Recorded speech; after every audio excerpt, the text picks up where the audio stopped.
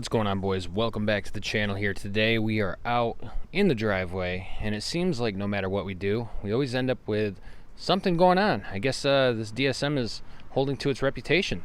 We got everything fixed up. I added some timing to her.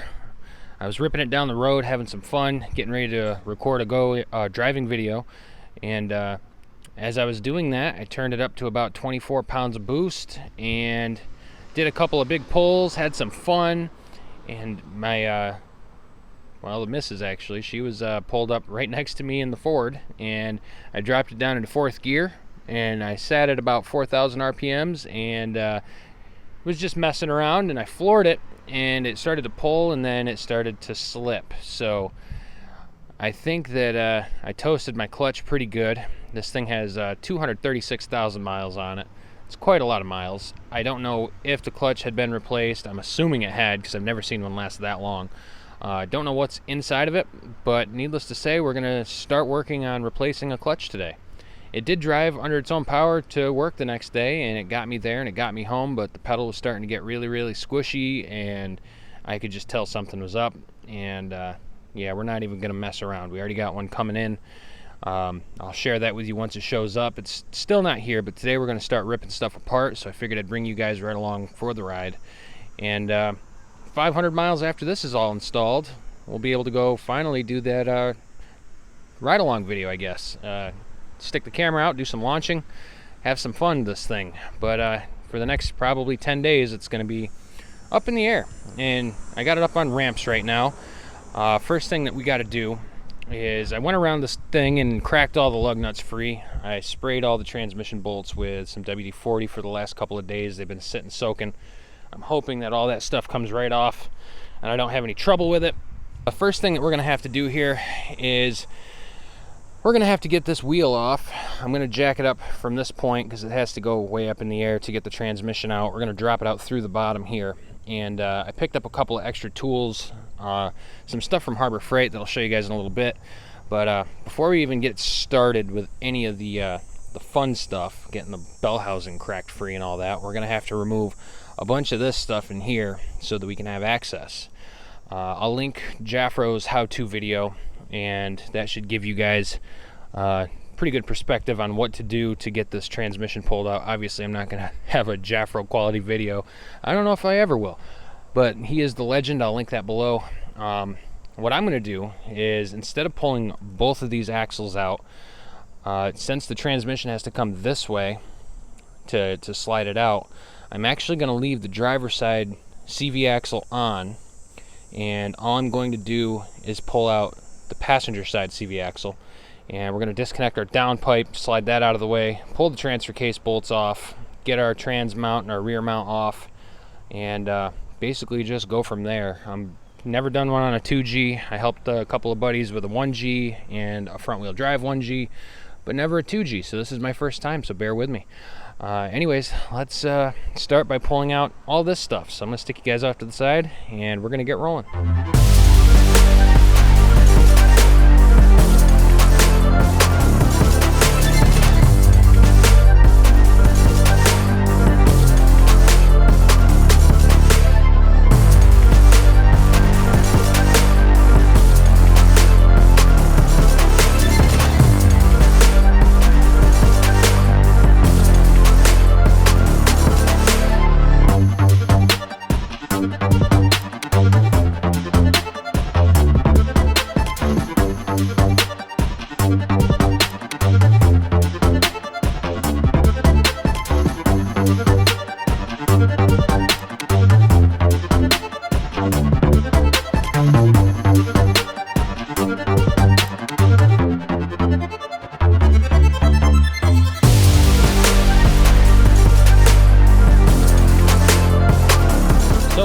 We've gotten our intake system pulled out, our coolant overflow, our upper intake charge pipe is out.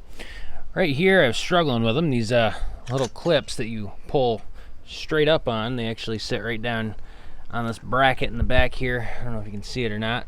Your transmission shift cable bracket. Those were pretty filthy, so they didn't want to come out, but I got the cables pulled out. They're up off to the side. I've got a lot of the stuff undone so far.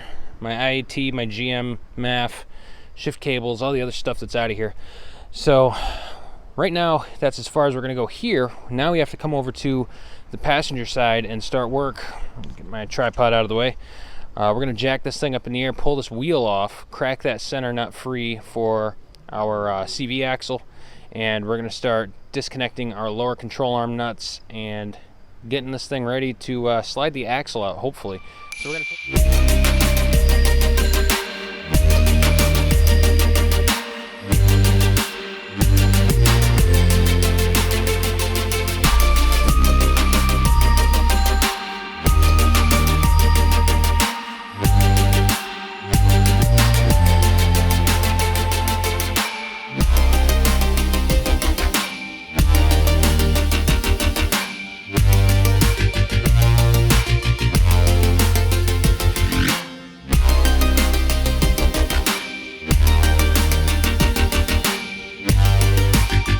Here we are, folks. We have all the guts pulled out of the inside here as I trip over a WD-40 can. And oh yeah, I didn't show you guys this yet. I was worried that I wasn't going to have enough muscle to get this transmission in and out by myself. And I actually went up to Harbor Freight and looked, and they had a little transmission jack, like a floor jack to raise and lower transmission. And it was, I think, $110. And for 20 bucks less, you could pick up this. And this thing looks like it's going to do the job perfectly. It has rubber feet. This is just an engine stand that, you know, you can take all your motor mounts out and keep the motors, you know, secured and keep it from falling down if you have to replace more than 1 or 2 mounts at a time, or if you're removing a transmission. And I took a look at this thing, and it has these hooks on the bottom side here. So what I'm going to do is use 2 ratchet straps to go around the transmission right here and come up. And I'm going to leave myself about 18 inches of rope so that once I get this thing disconnected and rocked back and get it off the input shaft, or well, pull the input shaft out of the flywheel and clutch stack there, it's going to be hanging by this, and I should be able to just loosen this big wing nut and lower this bar all the way down to right above the top of this wing nut here, and that should give me about probably 8 more inches of lowering capacity to get it close enough to the ground to where I can get a board and jack under it. And you know, the closer to the ground the better. I just was really worried that I wasn't going to have enough muscle to do this, and because we have to take out this motor mount here and the rear mount in the back and the front mount up here, there's literally only 1 mount on that side right next to the timing holding this thing together and holding the engine in. We're also going to have to probably tilt the motor down just a touch, but so far so good. We've got our pinch bolt out of the bottom of the fork here. I had to slide it back in briefly just to get the lower ball joint to pop. You take the nuts off the front ball joint and you put the bolt back through the bolt in the bottom of the control arm that goes to the fork here, and you put your jack on the lower edge of this rotor here, and with the vehicle supported, you just raise this up, and the strut pressure will press down on the front ball joint, and you can actually just wrap on it. Where are we looking? Oh, there's the axle, but right on the side of the cup of the ball joint, you just beat on it with a hammer. It's part of the steering knuckle, and you just smack that a couple of times with a big heavy hammer, and the ball joint should fly right out the bottom. I could not get the rear ball joint popped out because there is 2. There's a front one and a rear one. There's a lower forward, a lower rear. I got the lower forward out, and that gave me enough with that clutch fork disconnected to swing this out and push my axle out the backside here. So that's oh, let me see if I can pull this off. There you go. Now you can see axle's out. So basically what I'm trying to do is get this thing pulled out without disassembling every single part of the car. Now I know that most folks pull both axles, but like I told you guys earlier, I'm going to see if I can do it the other way, which I crossed on the forum saying that if you just pull the passenger side out and you pull the transmission this direction, the driver's side has that carrier bearing on it bolted to the back of the block, and that should hold that axle in place if I can just pop the circlip out of it on the other side of the transmission once the transfer case is dropped. So next on the list, we're going to have to remove this shield. There's one bolt that is up behind the strut It goes literally right where the seam is. It's right here on the top, and it's holding the back side of this cover on. And then there's 2 plastic rivets right here that have to come out, and this whole cover should fall right out. I'm pretty positive. And that's going to give us access to basically everything right here that's behind it is all transmission. So before we pull this axle out all the way, we're going to get this out. We're going to pull the drain plug, drain all the transmission fluid into a pan. And after that, we got to take the 3 bolts out for the downpipe to release that from the O2 housing, and take out, I believe there's 5 transfer case bolts, and I'll see if I can get you guys up under there to show you. And we're going to also do a quick transfer case service because that's the one we haven't touched. We've done the rear differential, we've already done the transmission a few months back, and unfortunately here we are again. So yeah, I guess I'm going to shut up and start doing this stuff.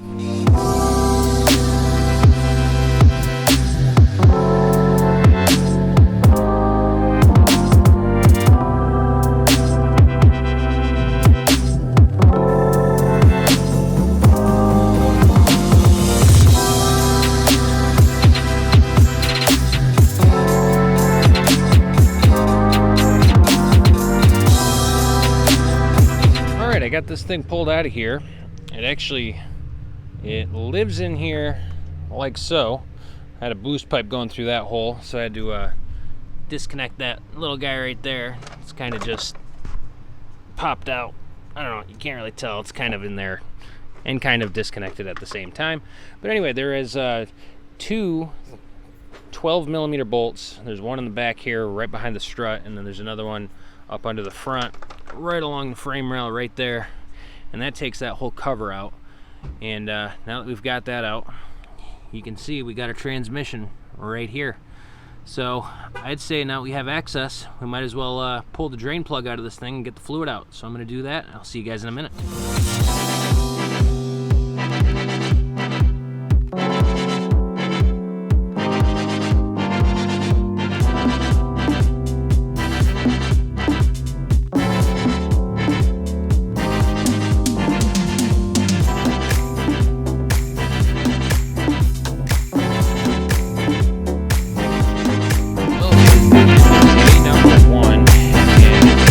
Take me a few days to do, so I guess I'm just going to upload these videos in real time and show you guys today's progress today and tomorrow's progress tomorrow. So we did get all the fluid drained right down here, and we did get our axle out nice and safely, which is going to stay right down there for the night. We have a wide open shot at the transmission right here. All we have to do is take out a couple of mounts, the transfer case, and start pulling bolts out once the starter's removed. So we got a lot of stuff pulled apart today. This is kind of draped in the way. It's dark outside, so we got to stop, but we've got pretty much access to everything that we need now, so we can get to all the bolts in the front. We have to take out our clutch slave cylinder, has to come off. We have to take our reverse switch out. We just got to go through and verify that everything is disconnected once we get that slave pulled off, and then we can start pulling the lower cross member, the front motor mount, the rear mount back here, which is, let me see if I get the light on, that's it right there. And then we have this mount, which is that's right there. You guys get the idea. We got to pull mounts out. So there's 3 mounts, lower cross member. There is a cover that is down here right in the back there that has to come out, just so we can get in there nice. And we're gonna start pulling stuff off piece by piece tomorrow. Hopefully at least get to the transmission to where we can get this thing lowered and down and out of the car. I'm super interested in seeing what exactly is being run for a clutch, so I'm definitely nervous to see that, and I'm hoping that the clutch itself is all messed up looking and all worn out, and that's our only issue. But again, if that's not our only issue, if we do have a transmission issue for some reason, we do have a spare sitting inside. It's dirty, we'll clean it off obviously, and we'll install everything on it. But so far it's been a fun afternoon. Got about 4 hours into ripping stuff apart and fighting with certain bolts and nuts and whatnot. But I'm gonna go ahead and roll this wheel over here, leave this thing sit for the night, and I guess that's going to be it for today. We'll see you back here again tomorrow. Have a great night, guys.